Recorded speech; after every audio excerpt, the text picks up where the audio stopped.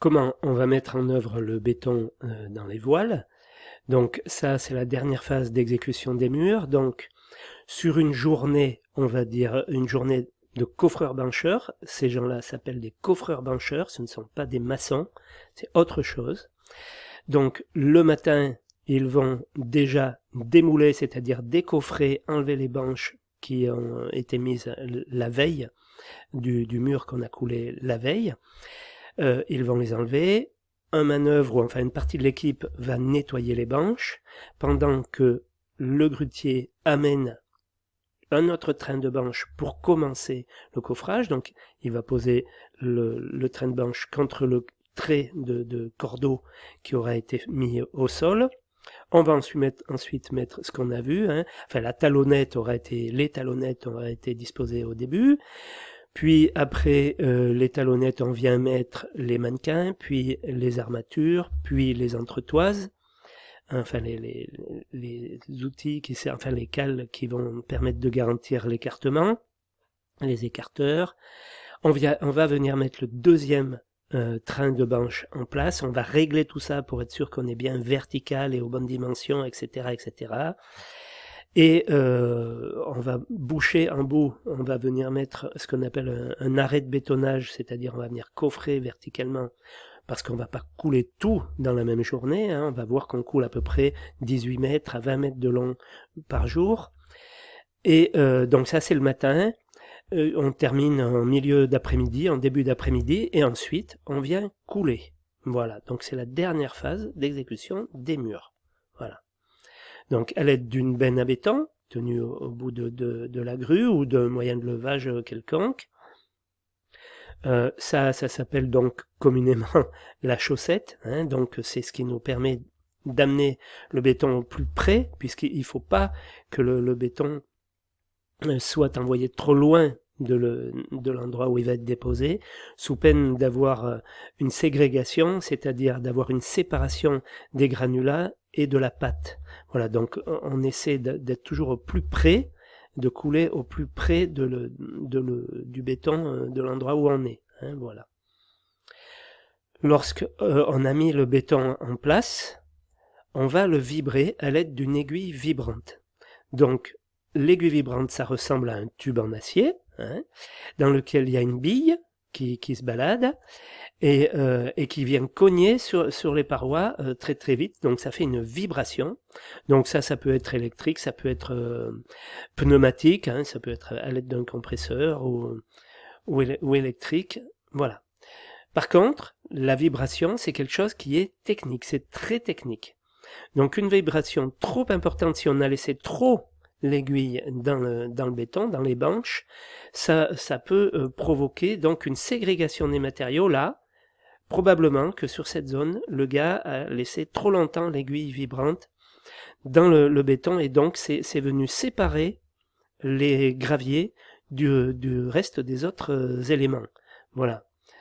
Donc ça peut former donc ce qu'on appelle des nids d'abeilles. Enfin bon, il y a tout un tas de petits soucis. Là, ça n'a pas été vibré comme il faut. La vibration, c'est une technique. Les gars qui ont l'habitude font ça à l'oreille. À l'oreille, ils savent que le béton est suffisamment vibré. Hop, ils vont un petit peu plus loin, un petit peu plus loin. Voilà. Puis on recoule et on envoie l'aiguille vibrante. On vient vibrer successivement à l'oreille, quoi. Mais ça, c'est avec du métier. Voilà. Une vibration pas assez soutenue peut par contre provoquer des bullages. Voilà, donc ça on voit ça en surface, c'est pas propre, et c'est surtout le signe que ça n'a pas été suffisamment vibré.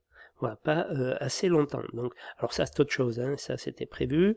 La fissuration c'est pareil, c'était pas prévu, mais le bullage c'est un manque de vibration. Voilà. Alors lorsqu'on décoffre, ce qui va apparaître à nos yeux, donc, c'est la peau, hein, et cette peau, elle va avoir un certain aspect, et cet aspect, on appelle ça professionnellement le parement. Voilà. Donc, il y a plusieurs types de parements. Il y a le parement élémentaire pour les locaux utilitaires, du parking, du garage, des choses comme ça, des locaux techniques. Le parement ordinaire, C'est la même chose, mais pour un mur qui sera enduit, pour un mur extérieur par exemple, qui sera visible, ou un mur enterré mais qui sera enduit. On ne voit pas pourquoi, mais enfin bon, ça, tout est possible. Parement courant, donc là déjà on est sur un parement beaucoup plus soigné, qui va recevoir donc une peinture. Donc là, attention, il faudrait que ça ait une bonne gueule, donc c'est un parement courant. Et on a le parement soigné, qui est ce que vous voyez ici, c'est-à-dire que c'est ni enduit ni peint, ça reste tel quel. Donc ça, c'est le degré ultime, donc le 4e niveau de parement, qui est esthétique, quoi, hein, voilà. On parlera de miroir, quoi. Il faut quelque chose qui soit très très lisse, une fois décoffré.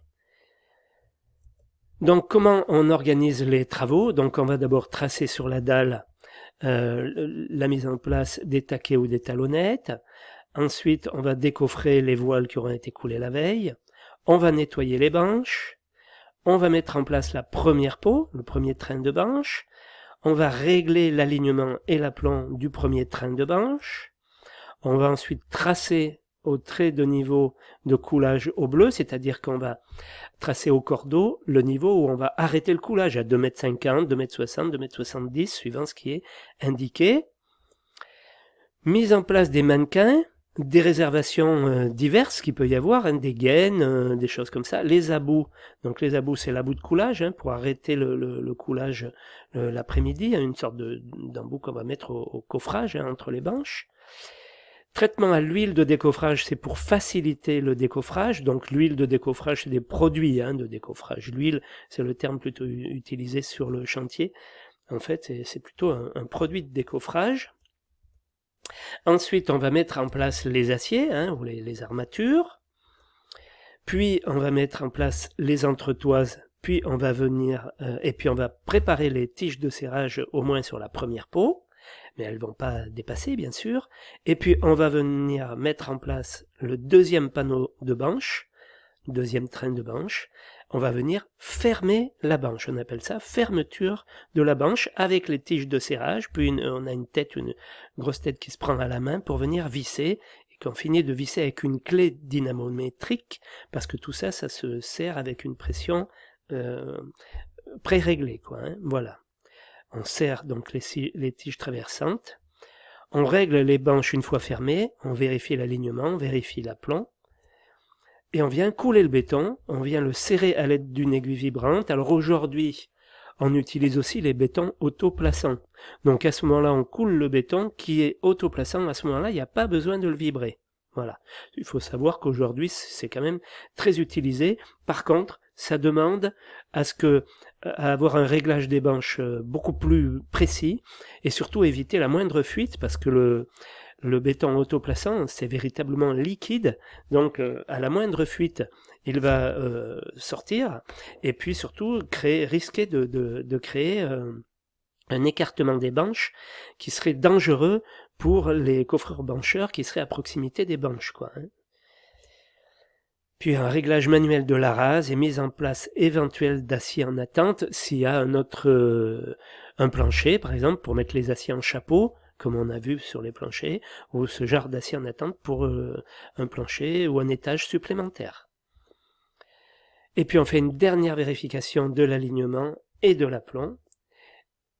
Quand on aura décoffré, on va venir ragréer les murs précédemment décoffrés. C'est-à-dire qu'en fin de journée, si les gars ont fini pas trop tard, ils peuvent ragréer, c'est-à-dire boucher les trous de banche, ce qu'on appelle les trous de banche, le trou qui aura été laissé par les écarteurs, et puis pour laisser quelque chose de propre.